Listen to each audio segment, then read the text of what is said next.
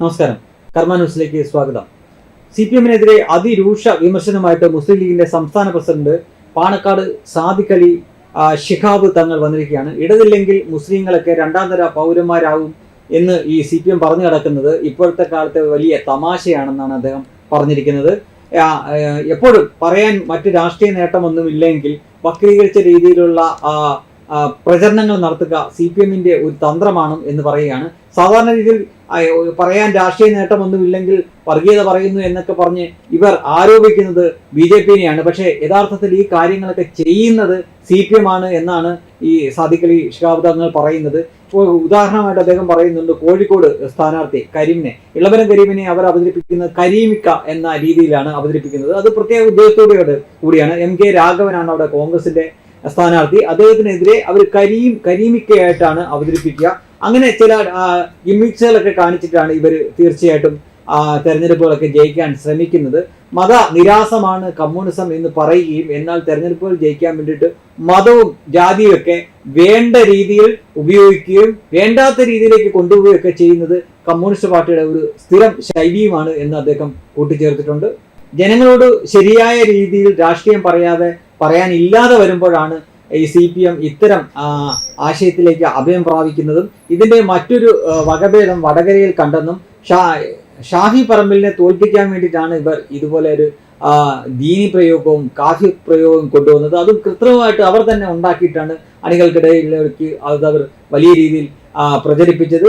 ഷാഫി പറമ്പിലിനെ ജയിപ്പിക്കാൻ വേണ്ടിയിട്ട് അവിടെ മുസ്ലിം ഏകീകരണം നടക്കുമെന്നും അതുവഴി ഷാഫി പറമ്പിലിനെ ജയിപ്പിക്കാൻ ശ്രമിക്കുമെന്നും അതിനാൽ ജനങ്ങൾ ജാഗരൂകരായിരിക്കണമെന്നും അത്തരം വർഗീയ ചേരിതിരിയിലേക്ക് പോകരുതെന്നും എന്ന തരത്തിൽ ഈ ഷാഫിയെ ഒരു വർഗീയവാദി പട്ടത്തിലേക്ക് ഒതുക്കാനാണ് CPM ശ്രമിച്ചതെന്നും എന്നാൽ അതിന് തെരഞ്ഞെടുപ്പിൽ വലിയ തിരിച്ചടി സംഭവിച്ചെന്നാണ് ലീഗിന്റെ സംസ്ഥാന പ്രസിഡന്റ് തന്നെ പറയുന്നത്. അങ്ങനെ സർവ്വ മേഖലയിലും തെരഞ്ഞെടുപ്പിന്റെ സർവ്വ മേഖലയിലും വർഗീയ കാടിറക്കി ജയിക്കാനുള്ള പണിയാണ് CPM ചെയ്തതെന്നാണ് പറയുന്നത്. എന്തായാലും ഇത്തരം ഒരു ആരോപണം മുസ്ലിം ലീഗ് CPM-നെതിരെ ഉന്നയിക്കുമ്പോൾ BJP-ക്കാർക്കൊക്കെ മാറിയിരുന്ന് ചിരിക്കാനുള്ള ഒരു വകയാണ്. സാധാരണ ഇക്കാലം അത്രയും ഇവർ രണ്ടുപേരും ഒന്നിച്ചു കൂടിയിരുന്ന് ഇതെല്ലാം ഈ ആരോപണങ്ങളെല്ലാം BJP-യോട് പറഞ്ഞുകൊണ്ടിരിക്കുകയായിരുന്നു. പക്ഷേ ഇപ്പോൾ BJP അല്ല അതേ സ്ഥാനത്ത് CPM വന്ന് നിൽക്കുന്ന കാഴ്ചയാണ് കാണുന്നത്. പറയുന്നതും UDF ക്യാമ്പിൽ നിന്നാണ്. ഓരോരുത്തരായിട്ട് പുറകെ വന്ന് CPM-നെതിരെ ഉന്നയിക്കുന്ന ആരോപണങ്ങൾ അവരെല്ലാ കാലത്തും ഇതിൽ നിന്നൊക്കെ വിട്ടുനിൽക്കുന്നു എന്ന് അവർ തന്നെ മേനി നടിച്ചുകൊണ്ടിരുന്ന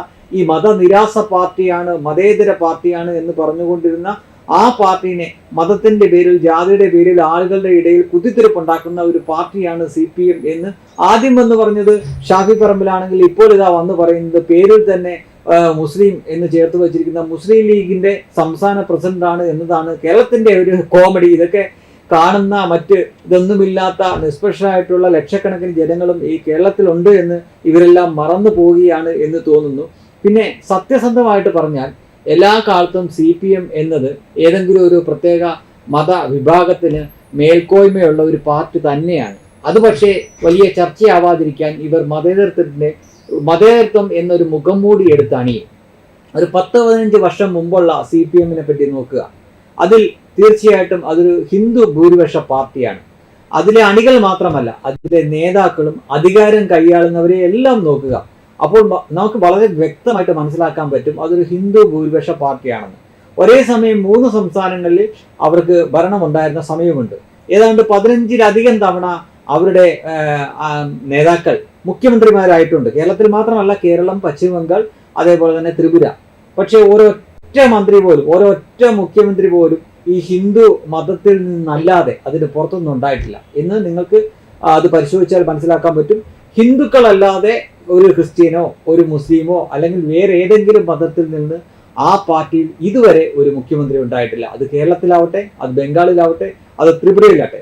മാത്രമല്ല കേരളത്തിലെ ആദ്യത്തെ മുഖ്യമന്ത്രി പോലും ഒരു ബ്രാഹ്മണനായിരുന്നു. EMS നമ്പൂതിരിപ്പാട് എന്ന വ്യക്തിയായിരുന്നു ഇവിടുത്തെ.